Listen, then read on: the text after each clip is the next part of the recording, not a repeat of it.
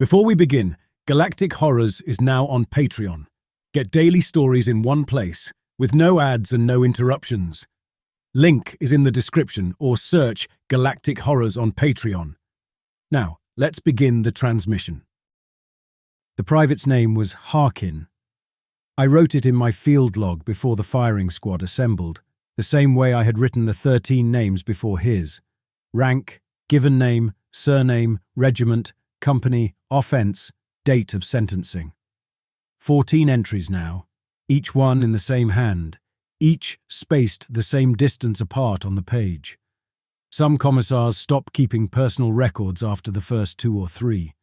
I have never understood that. If the Dominion requires a man to die for his disobedience, the least his executioner owes him is accurate paperwork. We held the execution at dawn in a communication trench cut through the east face of a mausoleum. The carved stone angels flanking the breach had lost their heads to shelling months ago, so the firing squad lined up beneath 2 decapitated figures reaching their arms toward nothing. Rain fell the way it always fell on Dunfield, steady, mid-weight, as if the planet had never learned another kind of weather.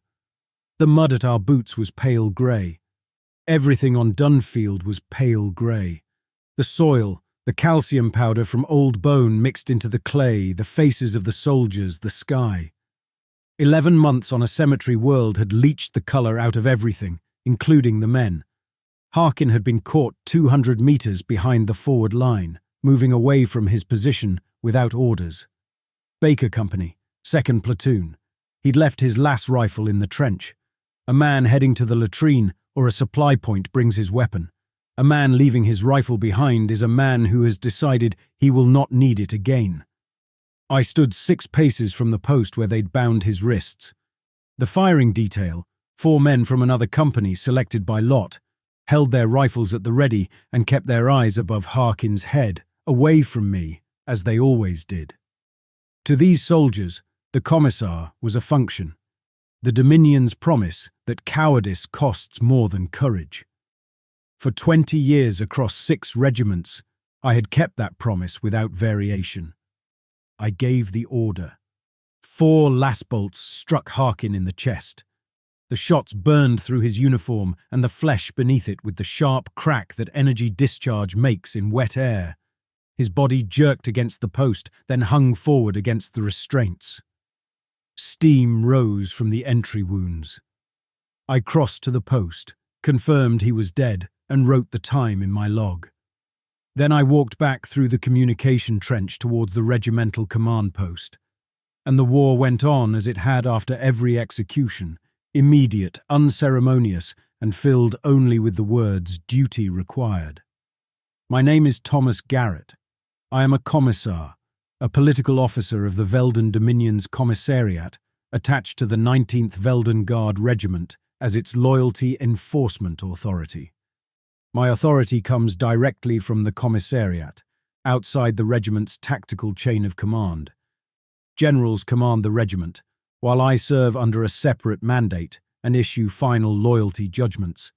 My duty is to ensure that every man in this regiment obeys his superiors, holds his position, and dies where he is told to die. I carry a pistol for the men who refuse, and I remember every name entered in my log. The 19th Velden had been entrenched on Dunfield for 11 months, defending a world that no living person had ever wanted to visit. Dunfield was a designated cemetery world, an entire planet given over to the burial of the Dominion's war dead across 4 centuries. The surface was a memorial landscape. Mausoleums the size of cathedrals, gargoyle-studded bell towers, crypts stacked in terraces along hillsides, statuary eroded by acid rain until the faces of the honoured dead looked like anyone and no one. Beneath the surface, catacomb networks ran for hundreds of miles, holding millions of named and unnamed remains in stone niches, vaults, and ossuaries. The enemy was the Pallid Host, a fanatical cult that worshipped extra-dimensional powers and believed that Dunfield's concentration of dead made it a thin place, a world where the barrier between real space and whatever they prayed to could be broken. They had landed 8 companies strong and dug in on the Western Plateau. For 11 months we had held them in a static siege, trench against trench, with periodic assaults that accomplished nothing except adding to Dunfield's population of corpses. At the regimental communications post, a vaulted crypt with the sarcophagus shoved against the back wall to make room for the signal equipment, I picked up the day's deployment orders from division. Captain Morris, the regimental adjutant, was already there, sorting dispatches. "Fox Company," I said, scanning the directive. "Straight to Sector 14. Full strength, no splitting across positions." Morris glanced up. "That's what it says. Fox Company arrived 48 hours ago. They haven't acclimatized to the terrain, haven't rotated through a quiet sector, and haven't trained with the regiment's communication protocols." "Orders from division, Commissar." Colonel Fenton's staff was specific. "Sector 14 has the highest casualty rate in the line. The standing garrison has been in position for 6 weeks without rotation.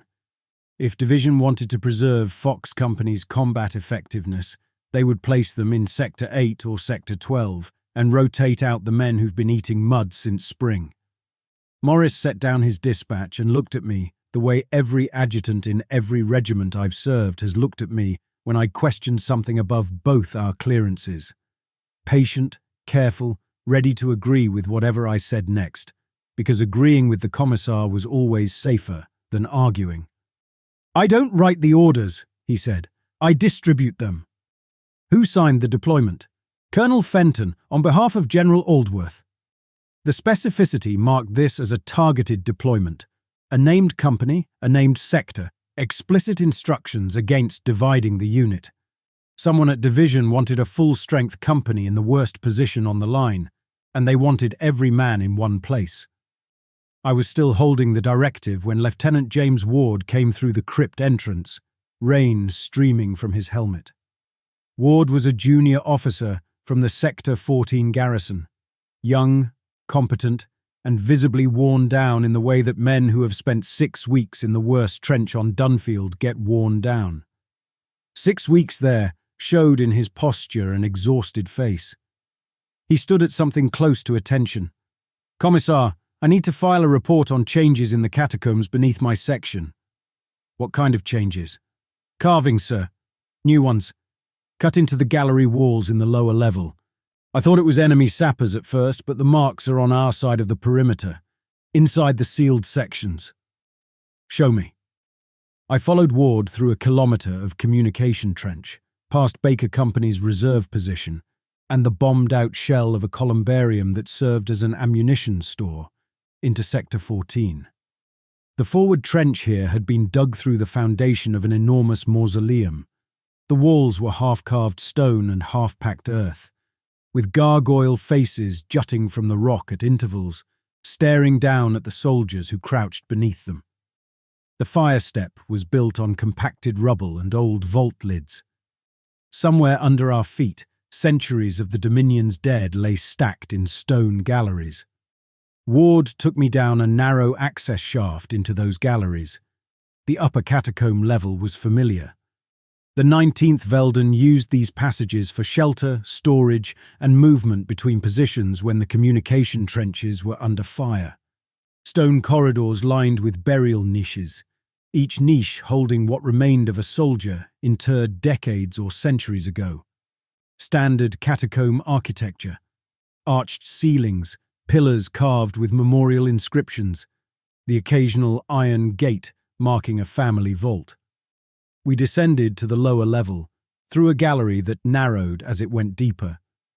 Ward stopped at a section where the walls had been sealed with newer masonry. A repair job, maybe 80 years old, blocking access to deeper passages. Ward pointed to the walls. I saw it. Carved into the stone on both sides of the corridor, running from floor to ceiling in dense curving lines, marks that had not been there when the regiment arrived.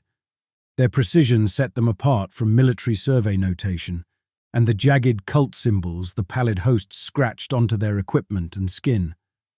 The intricate lines followed a pattern I could not read, but could recognize as ordered. like script in a language I had never encountered. I put my hand on the wall. The stone was warm. Everything on Dunfield was cold. The rain was cold. The mud was cold. The stone of every mausoleum and crypt I had ever entered on this world was cold. But here, 2 levels beneath the surface in a sealed gallery that had not seen sunlight in a century, the wall was warm under my palm, and the carvings ran beyond the edges of the corridor, continuing past the sealed masonry into whatever lay behind it. "How long?" I asked. "I first noticed them 9 days ago, after the last assault. But I can't say they weren't there before. We don't come down here much." I examined the sealed wall at the end of the gallery. The masonry blocks had drawn apart along an unnaturally even seam. Warm air moved through the gap from somewhere deeper. Beneath it came a low, continuous sound beyond any equipment or structural settling I had ever heard. Something underneath the building sounds of a world. Ward heard it too. He stood very still, his head tilted, and said nothing. I ordered him to keep the carvings and the gap to himself, filed the observation in my personal log, and withheld it from division. That was my first deviation from procedure in 20 years. Fox Company deployed to Sector 14 before dawn the following morning. I was already there. I had taken a position on the fire step near the centre of the line, where the forward trench ran through a breach in the mausoleum's main wall. From there, I could see most of Fox Company's section. 140 men spread across 300 metres of trench, their fresh uniforms and clean equipment marking them against the Sector 14 veterans, the way new paint marks against rust. The standing garrison had been folded into the position alongside them. Nobody had been rotated out. The pallid host attacked at dawn. They came out of the rain and the graveyard, hundreds of them moving fast across the broken ground of no man's land, through the toppled headstones and shattered monuments. They wore white ritual garments, cloth wound around their limbs and torsos, soaked transparent by the rain so the cult markings showed on the skin beneath. Some carried lass rifles. Most carried long, curved, single-edged blades. Each man ran at his own speed, screaming words I could not make out over the distance. The forward line opened fire. Lass bolts cut bright lines through the grey air, and where they struck flesh the results were immediate. Burned through tissue, collapsed bone, bodies folding mid-stride. The first wave went down at 60 metres. The second wave came over the first before the dead had finished falling. I walked the trench line. That is what a commissar does during an assault. He walks, he watches, he ensures that every soldier is firing, every position is manned, and no man turns his back to the enemy. I carried my pistol in my right hand and my field log in my left, and I moved through the chaos the way I had moved through every battle for 20 years, as a fixed point of authority in a situation designed to strip authority away. A Fox Company corporal abandoned his position when a cultist vaulted the parapet 2 metres from him. The corporal scrambled backward, lost his footing in the mud, and went down. I put myself between him and the cultist, fired twice into the cultist's chest at close range, then hauled the corporal upright by the collar of his armour. "Your position," I said. He went back. The fighting compressed into close quarters where the cultists reached the trench. In the breach through the mausoleum wall, 3 of them came through at once, blades swinging. A Fox Company sergeant met the first one with a bayonet thrust that went through the cultist's throat and lodged in the carved stone behind him. The second cultist took the sergeant's arm off above the elbow with a single downward cut. I watched the arm fall into the mud, still gripping the lass rifle, while the sergeant sat down against the trench wall and stared at the stump as if he could not connect it to himself. The third cultist died under fire from 2 positions at once, lass bolts crossing through his torso from opposite angles and leaving a cavity where his ribs had been. A private from Fox Company dropped his weapon, turned and tried to climb the back wall of the trench. I shot him in the spine. He slid back into the mud and did not move again. The men around him saw it happen. They kept firing. The assault lasted 40 minutes. When the pallid host finally broke and pulled back through the graveyard, dragging their wounded, the trench was a wreck of mud and bodies.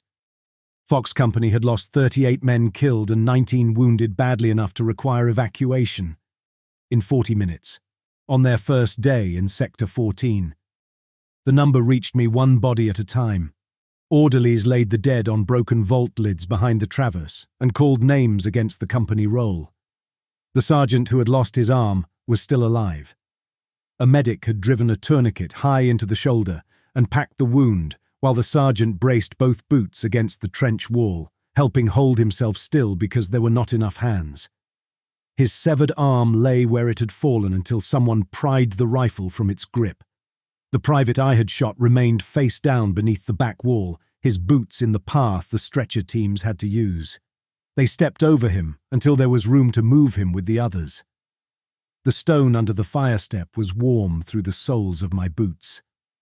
A vibration moved through it at long intervals, too deep to be the aftershock of artillery.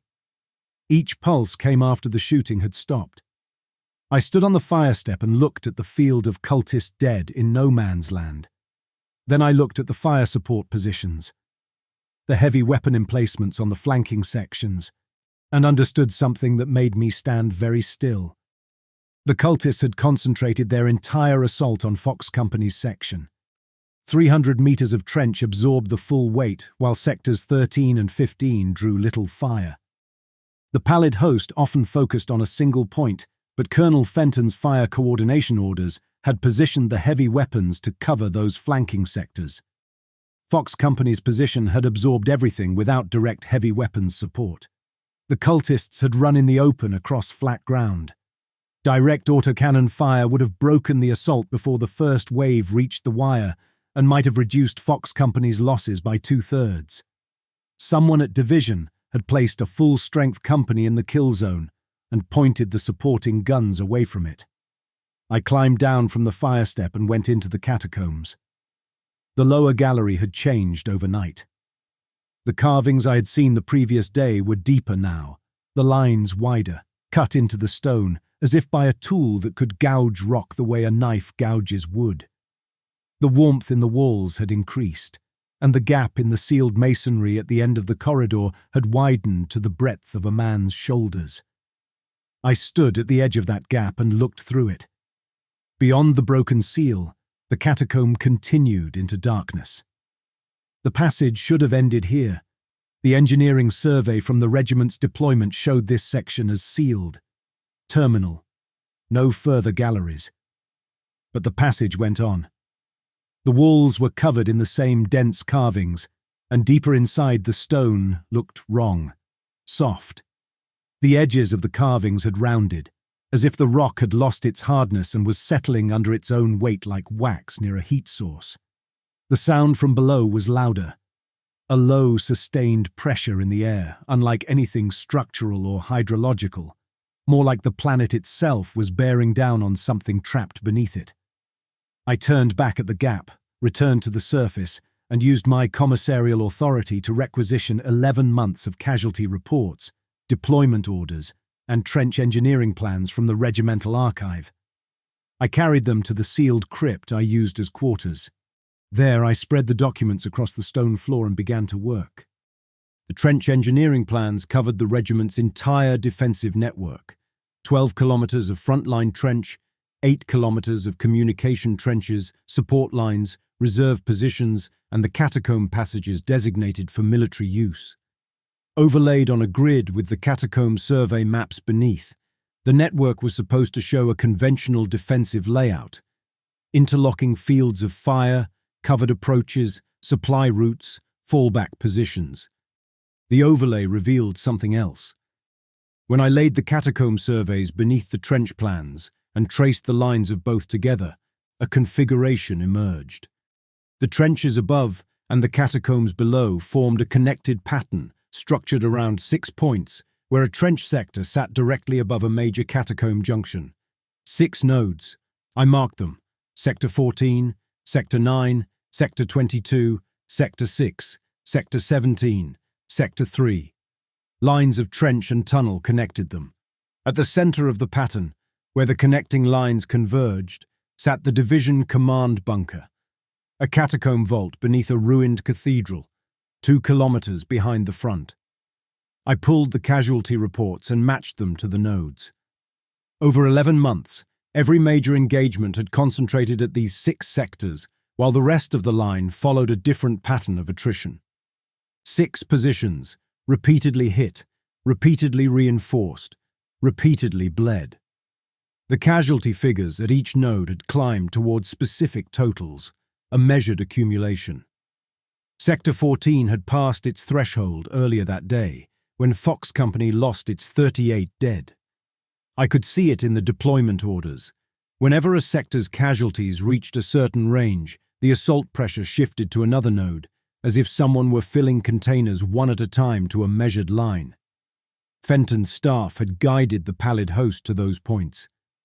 Before each major assault, they created a weakness visible from the western plateau.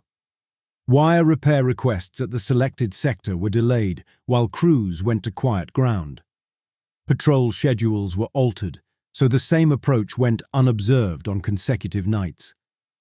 Ammunition deliveries crossed open communication trenches during daylight, showing the cultists where men were being concentrated. Heavy weapons were reassigned to neighboring positions, justified by threat assessments that became false within hours. Division communicated through those staged weaknesses, teaching the enemy where to strike one offering at a time. I opened my field log and added its entries to the grid.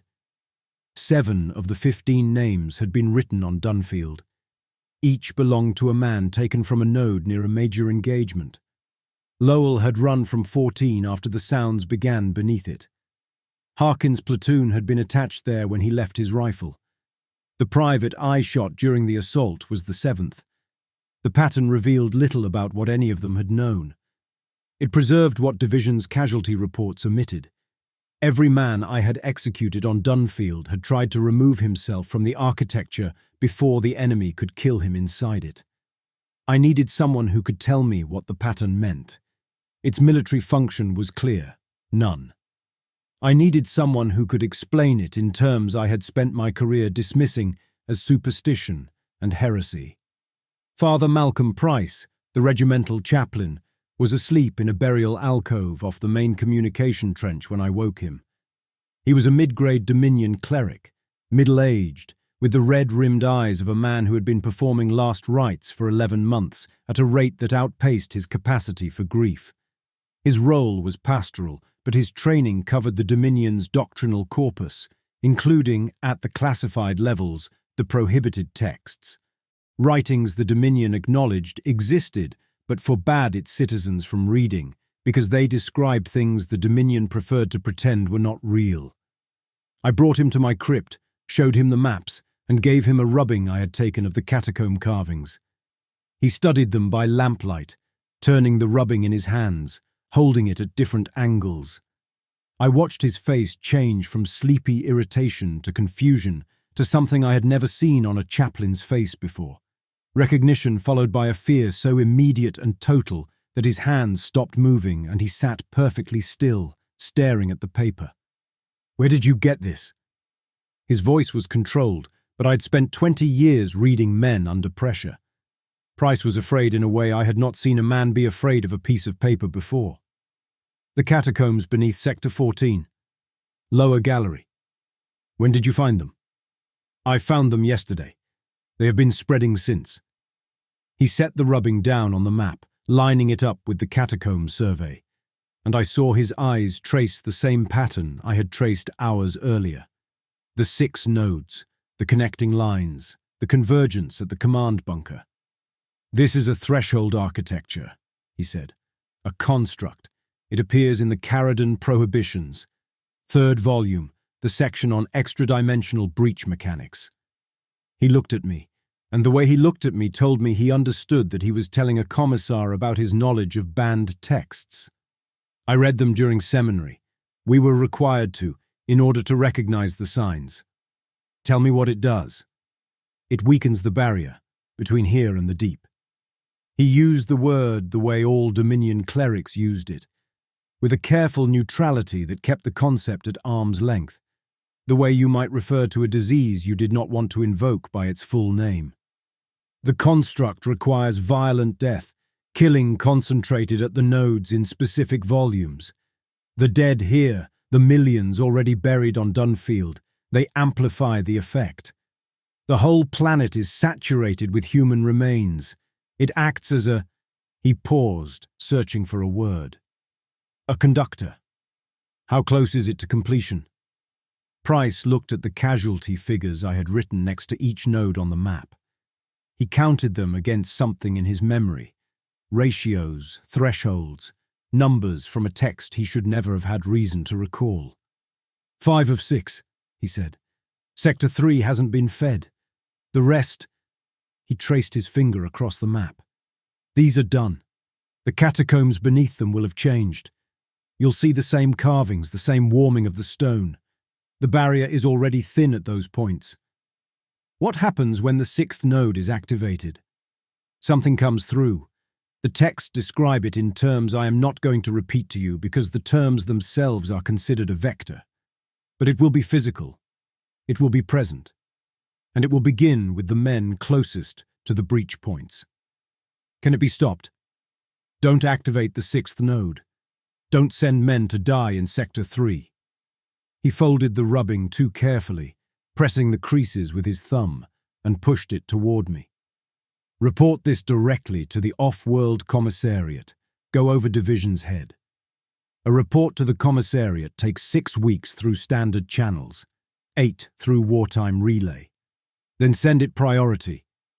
Priority dispatch requires division authorization. Colonel Fenton signs the priority seal. Price stared at me. He understood. I went to the division communications post that afternoon and requested a meeting with Colonel Fenton, General Aldworth's chief of staff. Fenton received me in a catacomb chamber that had been converted into an officer's briefing room. Map boards on the walls, a field desk, 2 aides working at a signal console in the corner. He was lean, immaculate in a way that no man at the front managed to be, and he greeted me with the professional courtesy that staff officers always extend to commissars, warm enough to suggest cooperation, formal enough to remind me that I was a political officer in a tactical space. I kept the maps and rubbings out of sight and probed instead. I asked about the deployment rotation for Sector 3, why it had been reinforced twice in the last month despite being the quietest position on the line. I questioned the fire support allocation for the most recent engagement at 14. The auto cannons pointed at the wrong sectors, the casualty ratio that should have been 1/3 of what it was. I mentioned, as if in passing, that I had inspected the catacombs beneath 14 and noticed anomalies, unusual markings on the walls.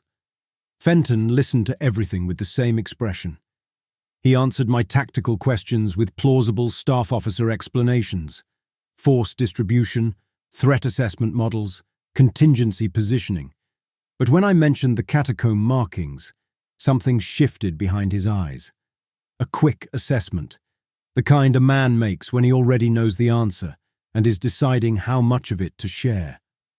Who else has seen these markings? He asked. A simple question, a reasonable question, if the markings were a security concern. But a staff officer concerned about enemy infiltration would have asked what the markings looked like, what symbols, what pattern, what section of the catacomb. Fenton focused on who knew, as if the markings themselves were already familiar. Only myself, I said. I wanted to bring it to Division's attention before involving the regiment. Fenton nodded.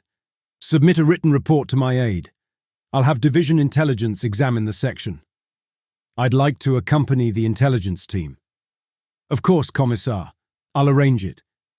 He stood, offered his hand, and walked me to the door. As I passed into the corridor, 2 of General Aldworth's personal guards stood at the far end.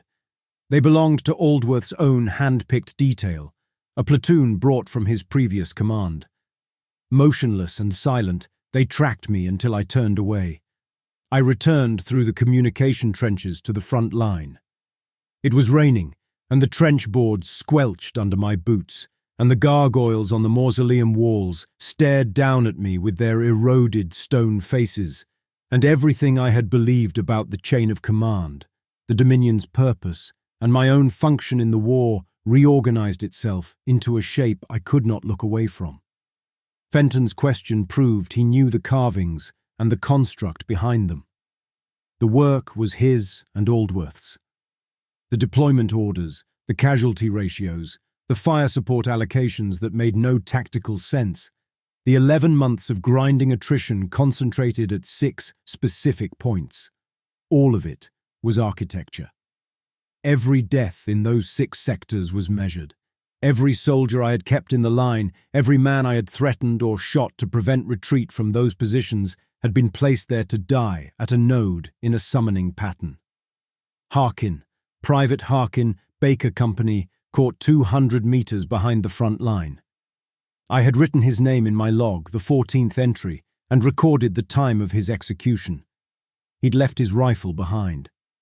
A man leaving his rifle behind is a man who has decided he will not need it again. I had considered that evidence of desertion. But a man who has seen what is happening in the catacombs beneath his position, a man who understands, even without the maps and the texts and the vocabulary for it, that something is wrong with the place where he has been ordered to die, might also leave his rifle and run from something worse than the enemy. There was no one above me to report to. The commissariat was off-world. The generals were the disease. The regiment's communication channels ran through division, through Fenton, through the same staff that had built this thing. Every man I had shot for refusing orders had been refusing orders that were designed to kill him, and I had been the instrument that kept him in place. Lieutenant Ward found me at the Sector 14 command post an hour before dark. He brought news. Division had issued preliminary orders for a major redeployment. 3 companies were being shifted to Sector 3. The orders specified full-strength deployment, no splitting across positions. The timeline was 48 hours, the 6th node, the last feeding. 48 hours remained to do something I had spent my entire life executing men for attempting. I had to refuse my orders, defy my commanding officers, and destroy the chain of command that I had sworn to uphold, or every man in this regiment, every man I had kept in the line, every man who feared me, every man whose obedience I had enforced with a pistol and a field log and the absolute authority of the commissariat, would die at measured points in a pattern drawn in their own blood, and something would come through the door they had paid for with their lives. I closed my field log. 15 names, every one of them a man I had killed for doing what I was about to do. I found Sergeant Walsh in the collapsed mausoleum behind the Sector 14 reserve line. He was sitting on a piece of fallen statuary, a gargoyle's severed wing broken clean at the shoulder, eating cold rations from a tin, while 2 of his men slept on the rubble beside him. Walsh was a veteran NCO, thick across the shoulders, with the kind of permanent squint that comes from too many years watching for the thing that is going to kill you next. During the full 6 weeks of the current Sector 14 rotation, he had lost more men than any other sergeant in the 19th Veldon. He looked up when I came around the corner. His hand moved from the ration tin to the knife on his belt, a reflex, not a threat. Then he recognized me, and his hand moved back to the tin, and his face settled into the expression every soldier in this regiment wore when they saw me coming. Careful, closed, ready to comply with whatever I said next, because the alternative was a pistol and a field log. "Sergeant Walsh, I need to speak with you, away from your men." He set down the tin without a word and followed me into a section of the mausoleum where the roof held. Rain hammered the stone above us.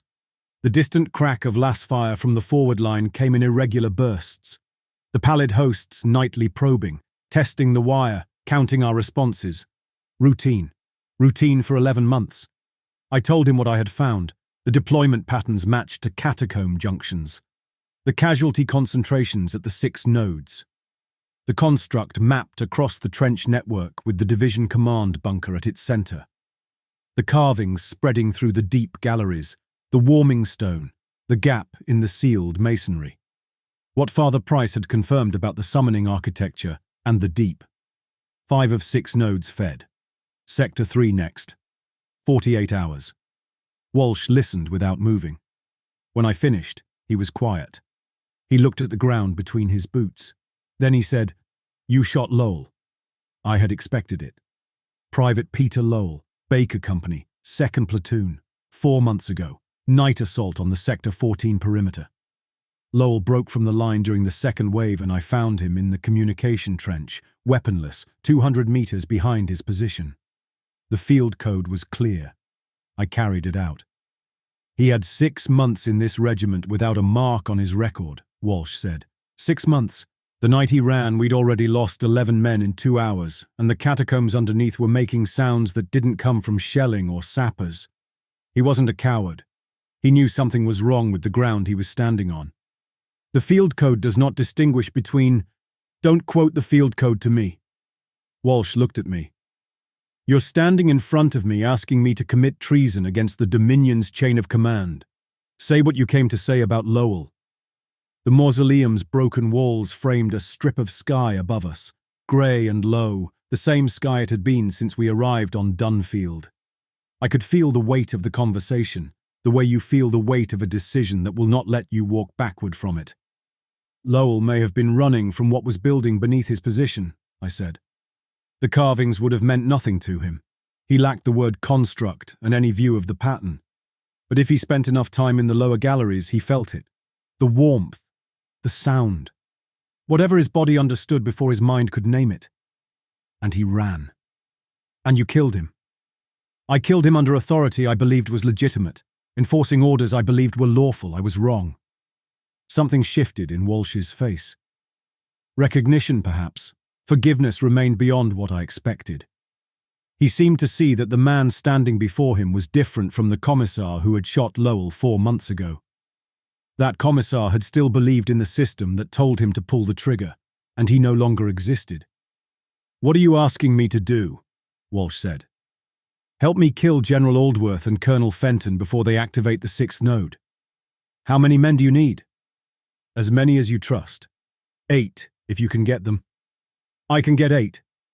He picked up his knife, sheathed it, and looked at me one more time. "But you owe Lowell. You'll carry that name whether this works or not. I carry all of them." Walsh brought his soldiers in over the next 2 hours.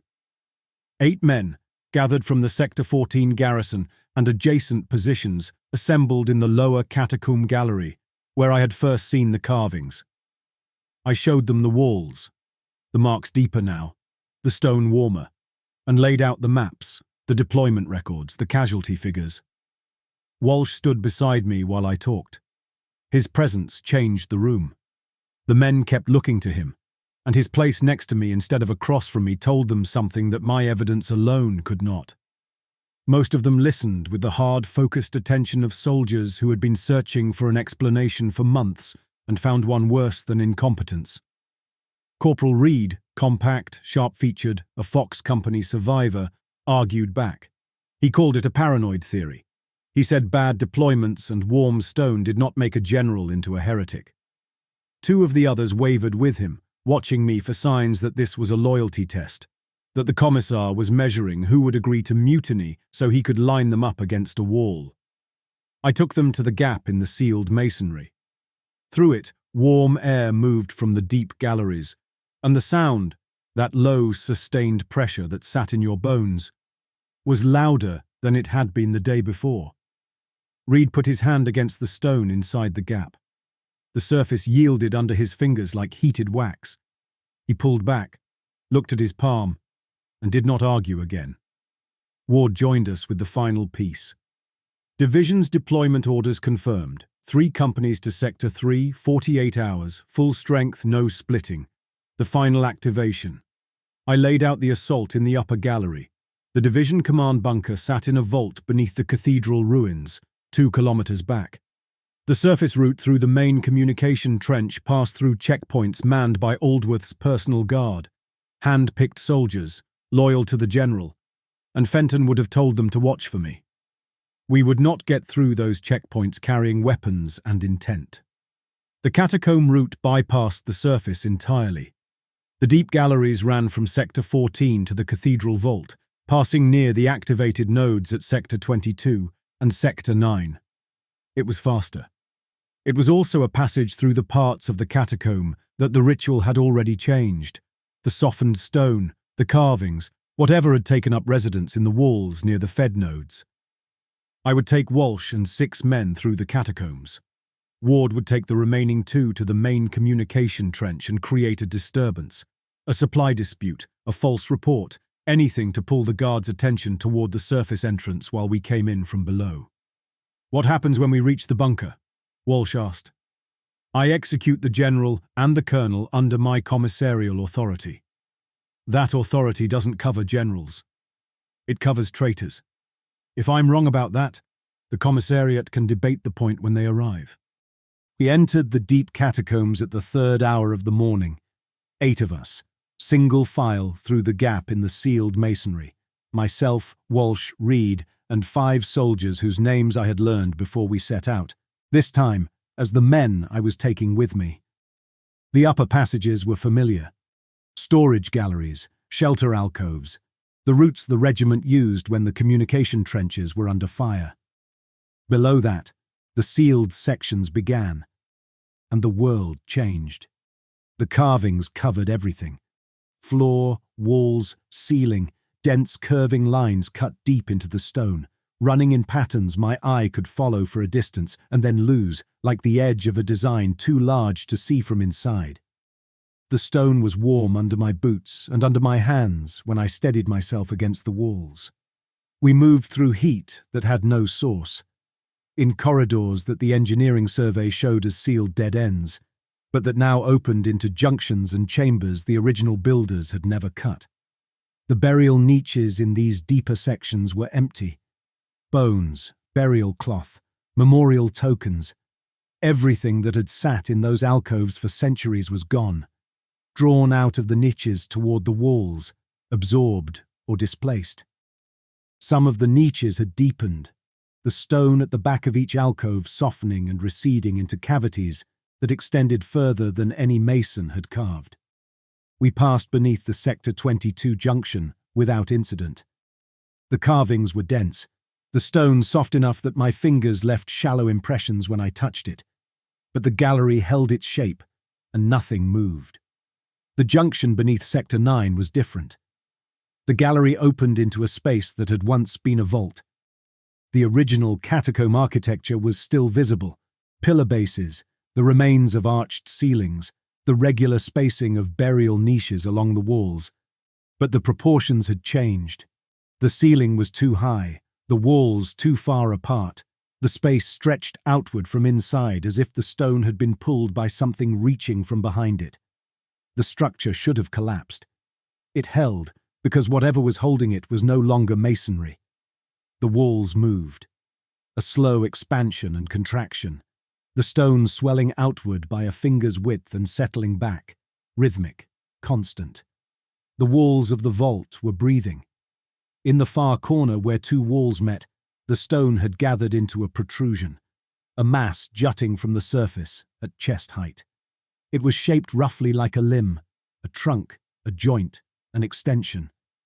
As I watched, it reached further from the wall, bending at the joint with a grinding sound I felt in my ribs, and then retracted. It did this again, slowly, testing the air, learning the distance between itself and the nearest warm body. Paulson, one of the Fox Company men, raised his las rifle and fired. The bolt punched through the protrusion's surface. A dark, heavy liquid welled from the wound and spread across the stone in both directions, branching along the carvings like water-filling channels. The walls reacted.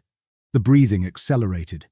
The first protrusion snapped forward with a speed its slow reaching had not prepared us for. A second mass extruded from the far wall, then a third.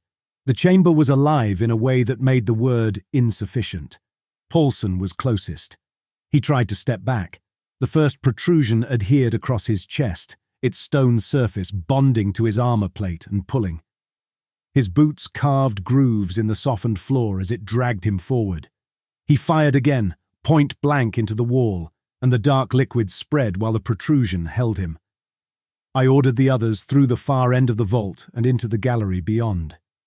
I stayed long enough to watch, because Paulson's fate was what awaited every soldier in the 19th Velden if the 6th node was activated, and I needed to see it. The wall took him. His armor crumpled first, compressed against his body as the stone closed around him, the plate metal buckling inward. Then his body went into the wall the way a body enters deep water, with resistance that diminished as the surface yielded. He screamed until the stone covered his mouth. His hands were the last part visible, fingers extended, still gripping the las rifle's stock. And then the surface flowed over them and smoothed, and he was gone. In his place, a slight relief in the stone, the outline of a man's shape pressed into clay. The shape shifted, sinking deeper, and then was still. I ran. Behind me, Reed's cry cut through the gallery. I turned and saw him pressed against the opposite wall, a second protrusion clamped around his right forearm. Walsh grabbed Reed by the back of his armor and hauled. The stone held for a moment, then tore free with skin and muscle from Reed's arm. The tissue beneath its grip had changed. Grey and stiff, his own flesh had become something that cracked when he moved his fingers. He could not close his hand. 7 of us now. I left Daly, the youngest soldier, with Reed at a junction beyond the vault. Someone had to watch Reed's arm and keep him moving if the stone kept spreading through the tissue. The rest of us kept going. The galleries beyond the Sector 9 junction were affected but not occupied. Carvings dense, stone warm and yielding, but nothing reaching from the walls. We covered the last half-kilometre to the cathedral vault at a pace just short of running. We heard Ward's diversion through the stone before we reached the gate. Boots crossed the cathedral floor above us in a sudden mass. A guard's vox set ordered every available man to reinforce the surface checkpoint, where Ward had turned a false report into enough noise to be believed. Most of the boots moved away from us. At an iron gate retrofitted with an electronic lock, 2 of Aldworth's guards remained. They wore the general's personal livery over their armor and carried las rifles at the ready. They were loyal soldiers outside Aldworth's conspiracy, assigned to guard a door, the same kind of men I had been 2 days ago.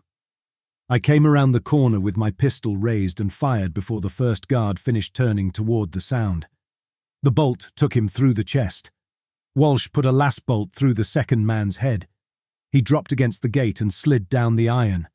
The electronic lock broke under a rifle butt, and we went through. I stepped over the bodies. They had been good soldiers. That was the worst part.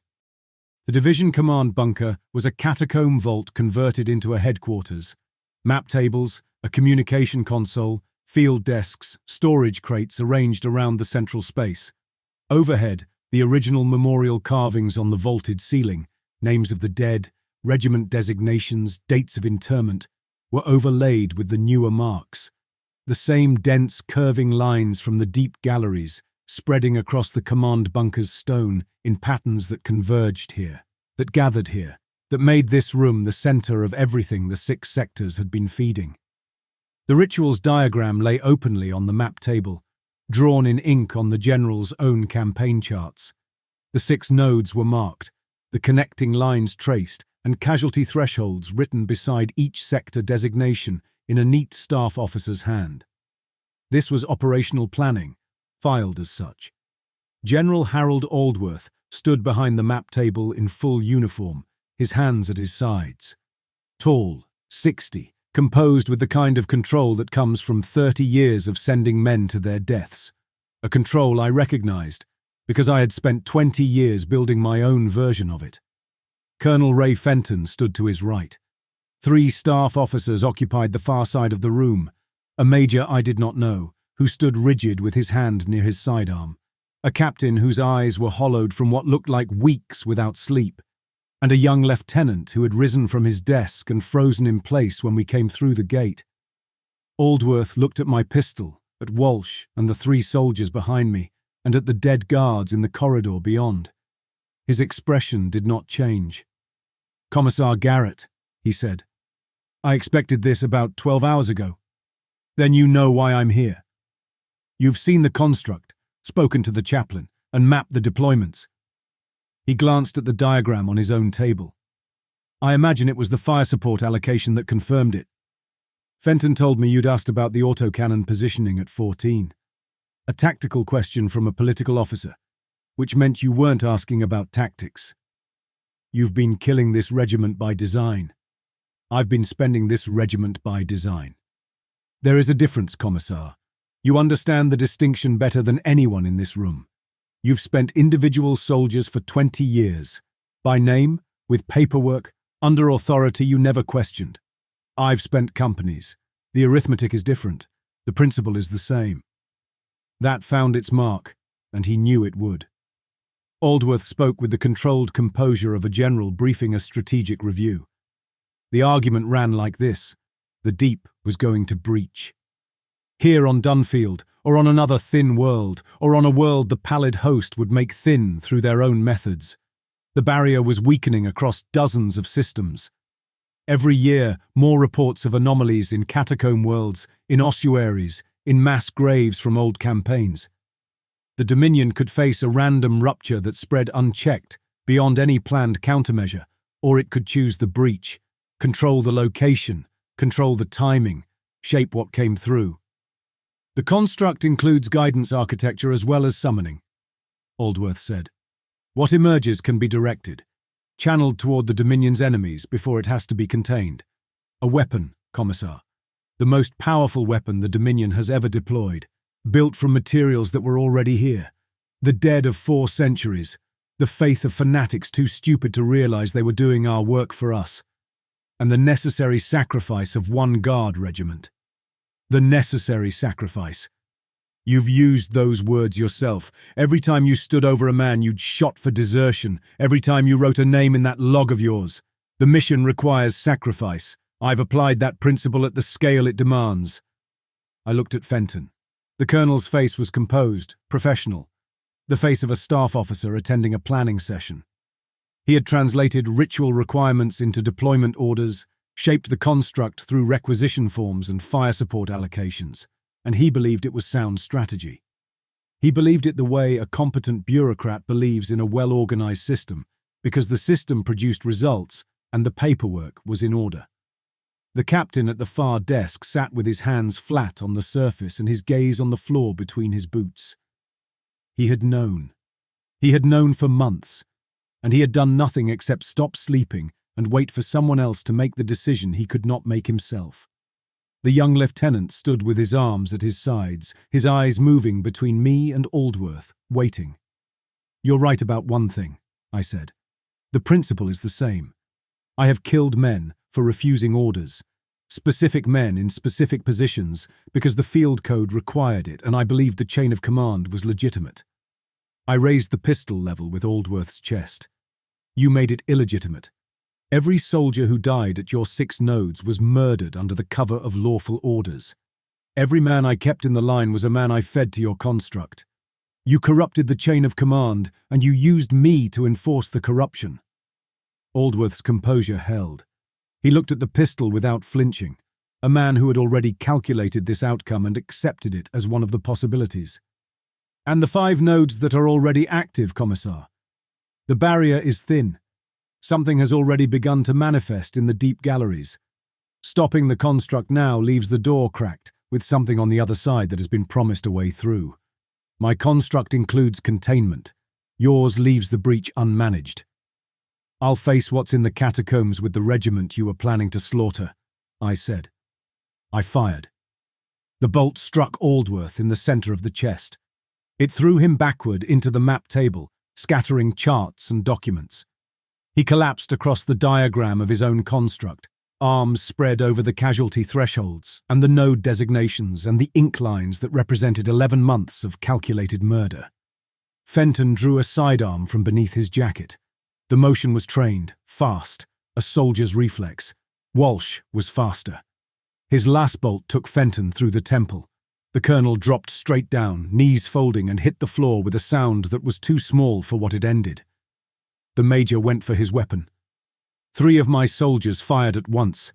He fell against the wall, and the last bolts burned through him and scorched the stone behind. adding new marks to the old carvings. The captain did not move. He sat at his desk with his hands flat and his eyes closed, and when the shooting was over, he lowered his head and kept it down. The lieutenant raised his hands. The vault was quiet. It had taken 5 seconds. "Secure the console," I told Walsh.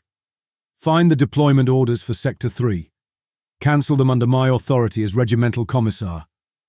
Walsh crossed to the signal station. The young lieutenant moved out of his path with his hands still raised. Walsh worked through 2 screens, then struck the edge of the console with the heel of his hand.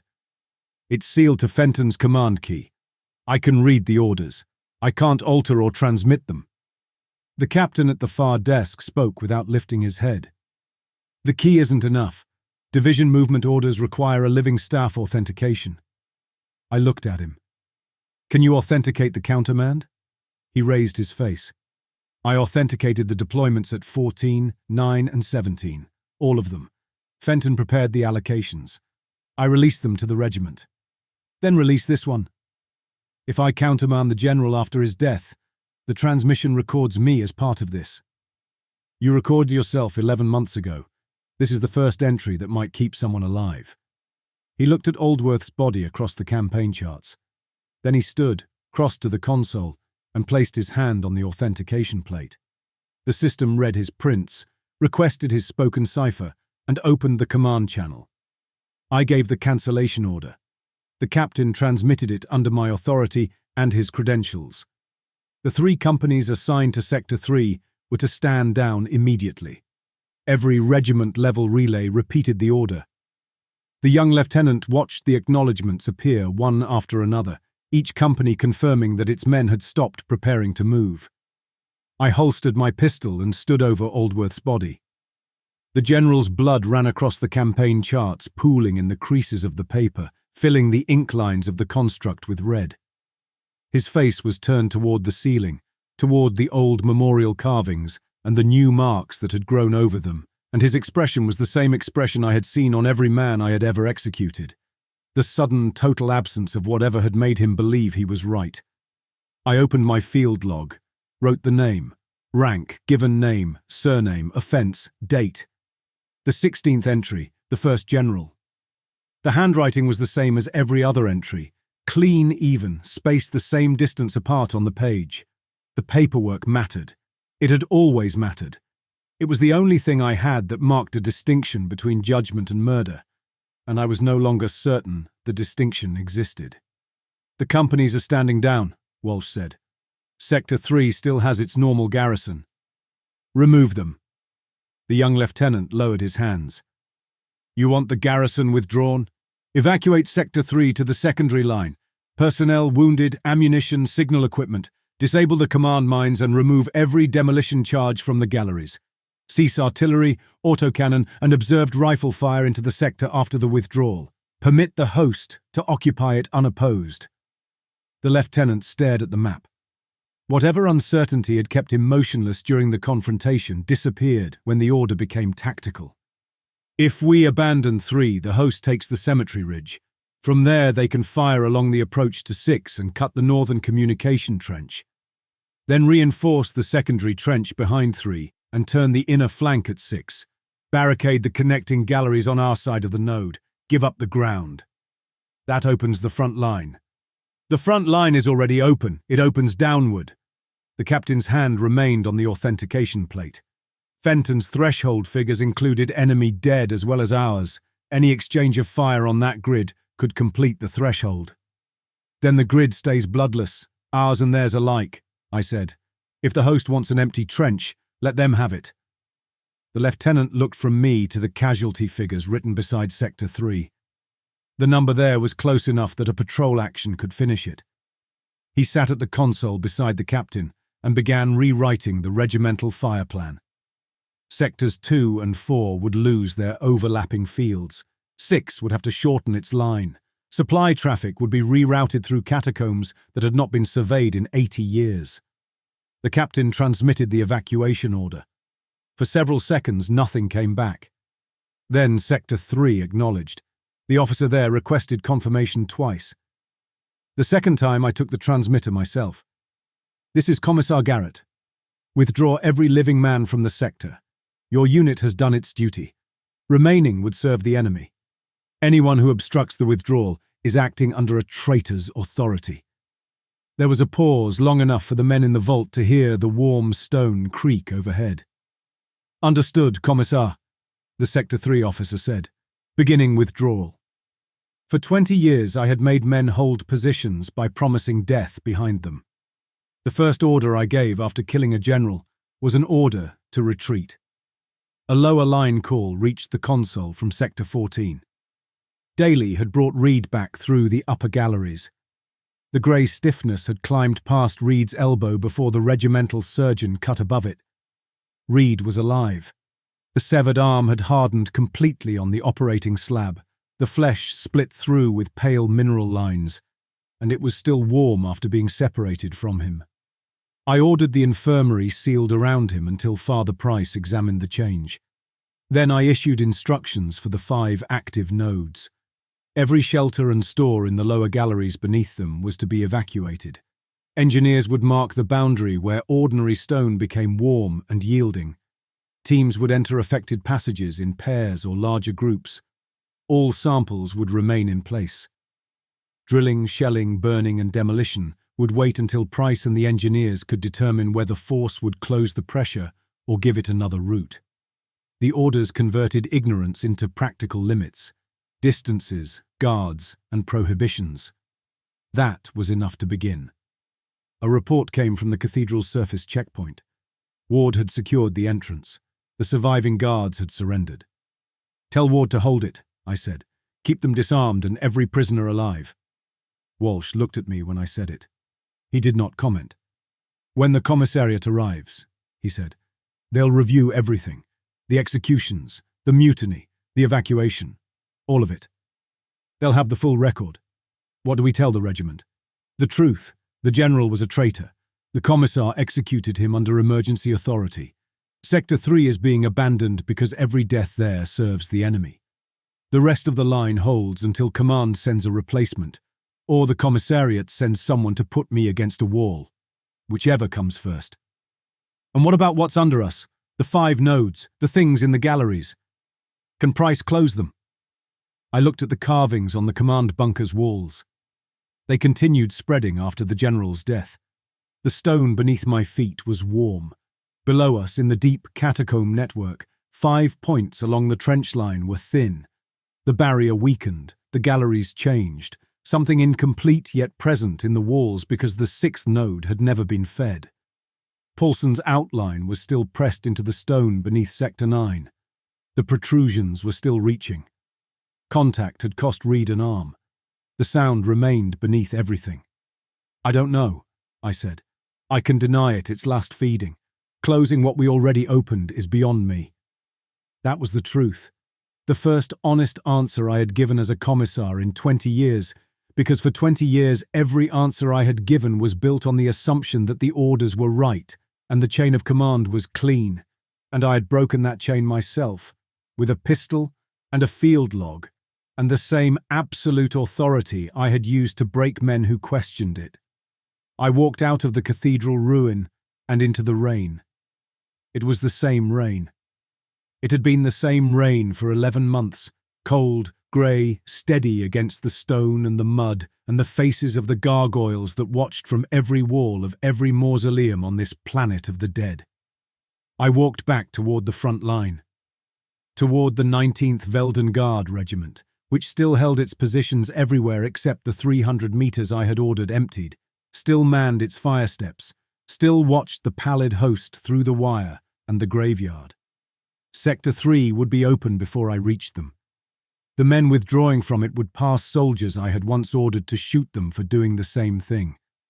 They would need to be told. They would need orders. The man who would give those orders was a commissar who had just committed the highest treason in the Dominion's legal code, walking back to the men he had spent 11 months terrifying into obedience, carrying a field log with 16 names and the knowledge that at least some of them had deserved to survive. The line faced its test around the ground I had ordered abandoned. The commissariat remained somewhere beyond the rain and the relays. Beneath the trenches, in the galleries where the stone was soft and the carvings spread, something that had been 5/6 fed waited with the patience of a thing that had been promised an opening and intended to collect.